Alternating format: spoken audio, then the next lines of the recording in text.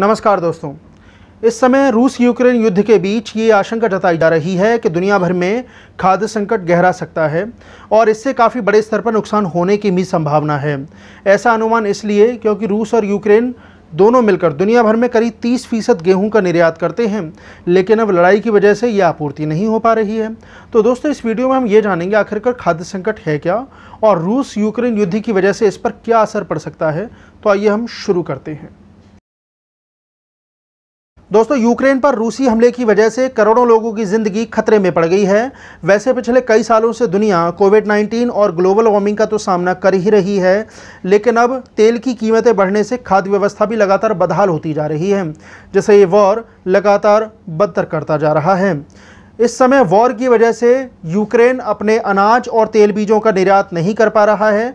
दोस्तों, दैनिक भास्कर के आंकड़े बताते हैं कि पूरी दुनिया में जितनी कैलोरी की सप्लाई होती है, रूस और यूक्रेन दोनों मिलकर करीब 12% कैलोरी की सप्लाई करते हैं और पिछले साल से अब तक गेहूं की कीमतें भी काफ़ी ज़्यादा बढ़ चुकी हैं। अभी पिछले दिनों संयुक्त राष्ट्र महासचिव एंटोनियो गुटेरेस ने आगाह किया था कि इस लड़ाई की वजह से दुनिया भर में खाने पीने की चीज़ों की कमी कई साल तक बनी रहेगी। साथ ही जो मुख्य खाद्य पदार्थ हैं उनकी कीमत बढ़ने से करोड़ों लोगों को भरपेट खाना मिलने की संभावना भी काफ़ी कम है। साथ ही उन्होंने ये भी आशंका जताई थी कि रूस और यूक्रेन की लड़ाई अगर लंबी खिंचती है और इन दोनों देशों से अनाज की सप्लाई भी सीमित रहती है तो करोड़ों लोगों के गरीबी में जाने का खतरा भी लगातार बना रहेगा। दोस्तों, एक आंकड़ा बताता है कि रूस और यूक्रेन दोनों मिलकर दुनिया भर में 30% गेहूँ और जौ की सप्लाई करते हैं, जबकि मक्का और सनफ्लावर के लिए यह आंकड़ा 15 और 75% है। दोस्तों, आप इसे इस तरीके से समझिए कि रूस और यूक्रेन दोनों मिलकर लेबनान और ट्यूनीशिया के करीब आधे अनाज की सप्लाई करते हैं, जबकि मिस्र और लीबिया के करीब 2/3 अनाज की सप्लाई इन्हीं दोनों देशों से होती है। लेकिन इस समय ये एक्सपोर्ट नहीं हो पा रहा है क्योंकि लड़ाई चल रही है। दोस्तों, एक अनुमान बताता है कि यूक्रेन में इस समय करीब 2.5 करोड़ टन गेहूं और मक्का पड़ा हुआ है। ये इतना ज़्यादा अनाज है कि इससे कम विकसित देशों के जो लोग हैं उनको साल भर तक भरपेट खाना खिलाया जा सकता है।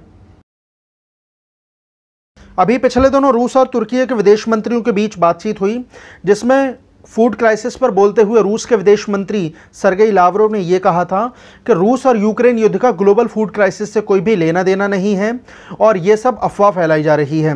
दोस्तों, बीबीसी के मुताबिक रूस और तुर्की के जनरलों के बीच जो बातचीत हुई उसका पॉजिटिव इम्पैक्ट भी होता हुआ दिखाई दे रहा है।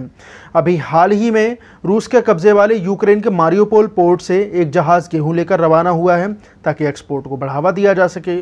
और इसके अलावा जो यूक्रेन में लाखों टन अनाज पड़ा हुआ है उसका ब्लैक सी से ले जाने का रास्ता भी खुल सकता है। वहीं यूक्रेन का कहना है कि अगर एक्सपोर्ट के रास्ते जल्दी ना खोले गए तो 2.5 करोड़ टन से ज़्यादा अनाज सड़ने लग जाएगा। दोस्तों, आप इसे एक संकट मान सकते हैं क्योंकि दुनिया का 10% गेहूं और 50% सनफ्लावर ऑयल इसी देश से आता है। और बीबीसी के आंकड़े बताते हैं कि पिछले साल यूक्रेन 2 करोड़ टन गेहूं का निर्यात करके 6वें पायदान पर रहा था, जबकि रूस ने 3 करोड़ टन से ज़्यादा गेहूं दूसरे देशों को बेचा था। दोस्तों, यहाँ पर अब हम कुछ और जानकारी जान लेते हैं। वो ये कि रूस को फर्टिलाइज़र के मामले में भी एक बड़ा खिलाड़ी माना जाता है।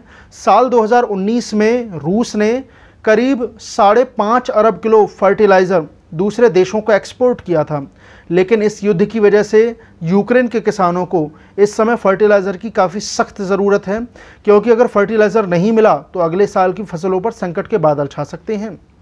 तो दोस्तों, ये देखना होगा आखिर रूस और यूक्रेन का ये युद्ध आगे आने वाले समय में क्या मोड़ लेता है। बहुत बहुत शुक्रिया।